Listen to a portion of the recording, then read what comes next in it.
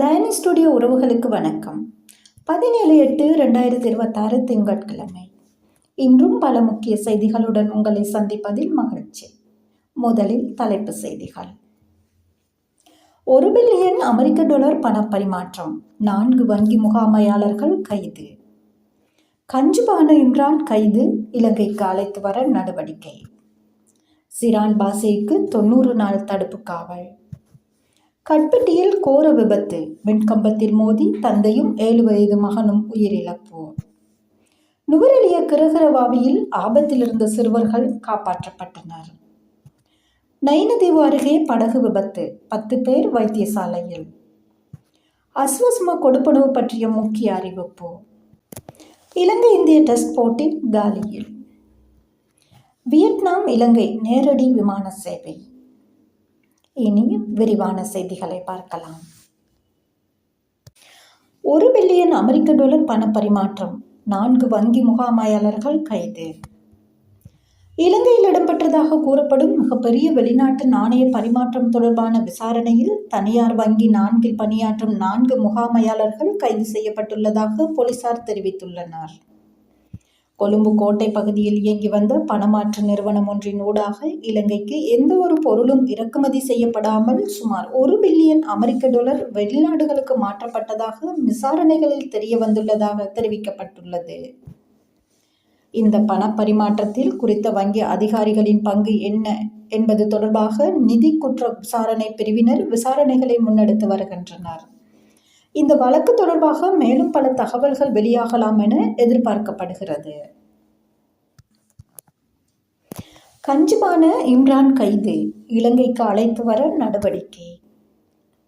இலங்கையில் போதைப்பொருள் கடத்தல் மற்றும் பாதாள உலக செயற்பாடுகளுடன் தொடர்புடையதாக தேடப்பட்டு வந்த பிரபல பாதாள உலக குழு உறுப்பினரான முகமது நஜீம் முகமது இம்ரான் எனப்படும் கஞ்சுபான இம்ரான் கைது செய்யப்பட்டுள்ளதாக தகவல்கள் வெளியாகியுள்ளது.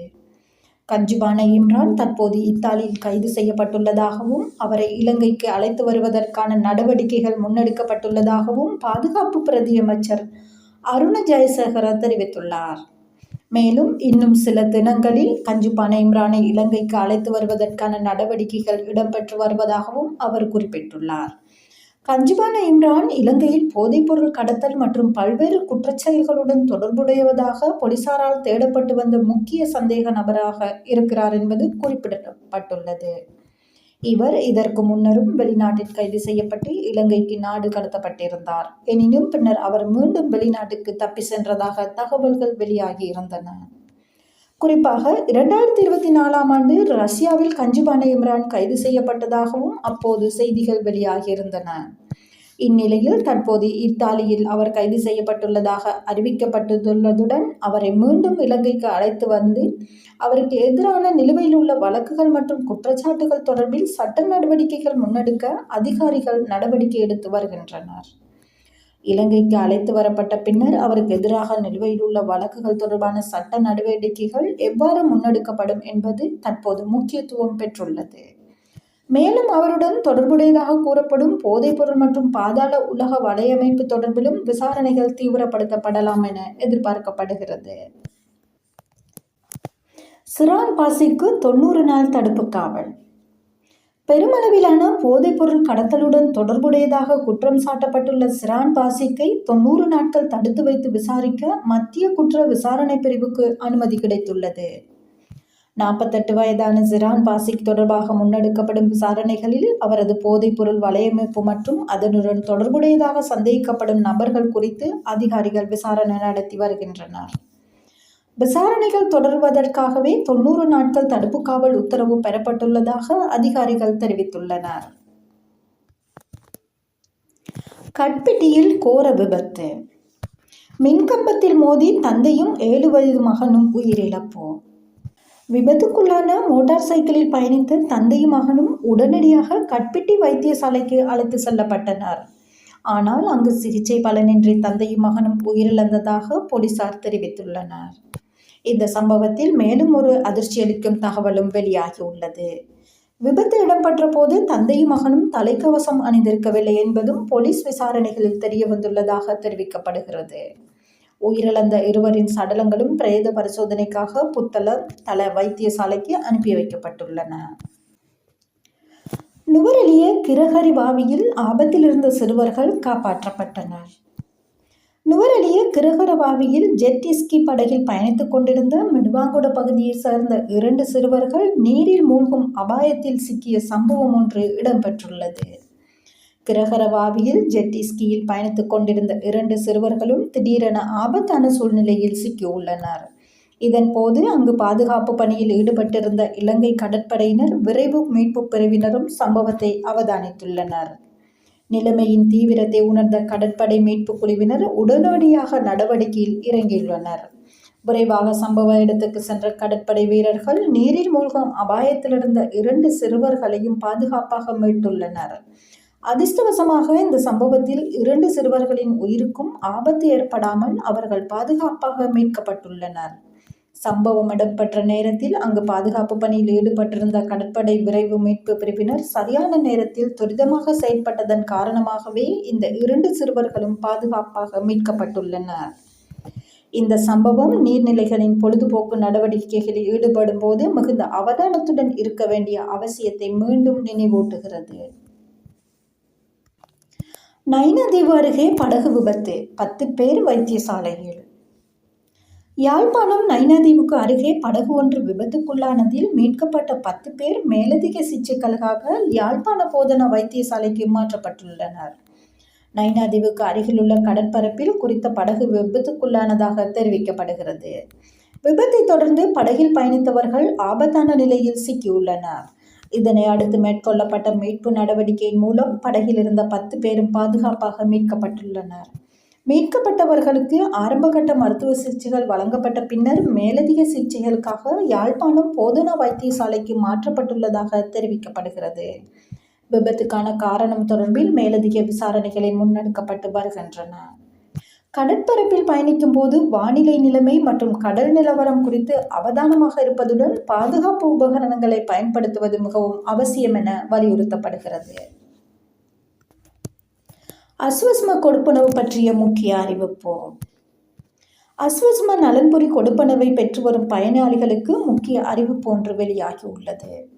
ஆகஸ்ட் மாதத்தின் அஸ்வஸ்ம கொடுப்பனவு எதிர்வரும் 19ஆம் தேதி பயனாளிகளின் வங்கிக் கணக்குகளில் வைப்பிலிட நடவடிக்கை எடுக்கப்பட்டுள்ளதாக நலன்புரி நன்மைகள் சபை தெரிவித்துள்ளது. தொடர்பாக நலன்புரி நன்மைகள் சபை அறிக்கை ஒன்றை வெளியிட்டுள்ளது. அந்த அறிவிப்பின்படி அஸ்வஸ்ம நலன்புரி திட்டத்தின் முதலாவது கட்டத்தின் கீழ் 9,99,502 பயனாளி குடும்பங்களுக்கு கொடுப்பனவு வழங்கப்பட உள்ளது. அதேபோன்று அஸ்வஸ்ம திட்டத்தின் 2ஆம் கட்டத்தின் கீழ் 2,12,955 பயனாளர் குடும்பங்களுக்கு கொடுப்பனவு வழங்குவதற்கும் திட்டமிடப்பட்டுள்ளது. இதன்படி ஆகஸ்ட் மாதத்திற்கான அஸ்வஸ்ம கொடுப்பனவு எதிர்வரும் 19ஆம் தேதி முதல் பயனாளிகளின் வங்கி கணக்குகளில் வைப்பிலிட உள்ளது. எனவே அஸ்வஸ்ம கொடுப்பனவை பெற்று வரும் பயனாளிகள் தங்களது வங்கி கணக்குகளை சரிபார்த்துக் கொள்ளுமாறு கேட்டுக்கொள்ளப்படுகின்றனர். இந்திய டெஸ்ட் போட்டி. காலியில் நடைபெறும் முதலாவது டெஸ்ட் போட்டியில் இந்திய அணி தனது முதல் இன்னிங்ஸில் 462 ஓட்டங்களுக்கு ஆட்டமிழந்து, இதையடுத்து முதல் இன்னிங்ஸை ஆரம்பித்த இலங்கை அணி ஒரு கட்டத்தில் 99 ஓட்டங்களுக்கு 5 விக்கெட்டுகளை இழந்து மிகப்பெரிய நெருக்கடியில் சிக்கியது.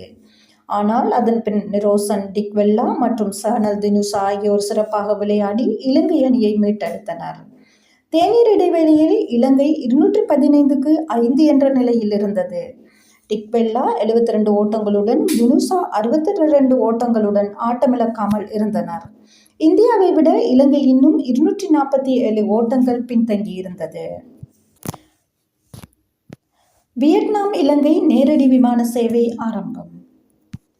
இலங்கை மற்றும் வியட்நாம் இடையிலான விமான போக்குவரத்தில் முக்கிய முன்னேற்றமாக வியட்நாம் ஏர்லைன்ஸ் நேரடி விமான சேவையை ஆரம்பித்துள்ளது. ஹோ சி மின் நகரிலிருந்து கொழும்பு பண்டாரநாயக்க சர்வதேச விமான நிலையத்துக்கு நேரடி சேவை ஆரம்பிக்கப்பட்டுள்ளதாக தெரிவிக்கப்படுகிறது.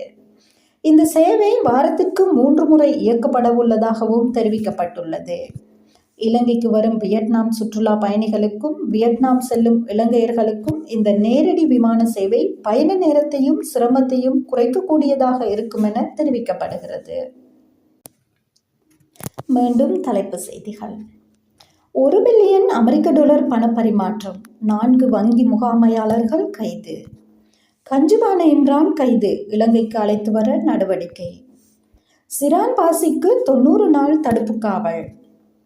கட்பெட்டியில் கோர விபத்து, மின்கம்பத்தில் மோதி தந்தையும் 7 வயது மகனும் உயிரிழப்பு. நுவரெலியா கிரகரவாவியில் ஆபத்தில் இருந்த சிறுவர்கள் காப்பாற்றப்பட்டனர். நயினதீவு அருகே படகு விபத்து, 10 பேர் வைத்தியசாலைக்கு மாற்றம். அஸ்வஸ்மா கொடுப்பனவு பற்றிய முக்கிய அறிவிப்பு.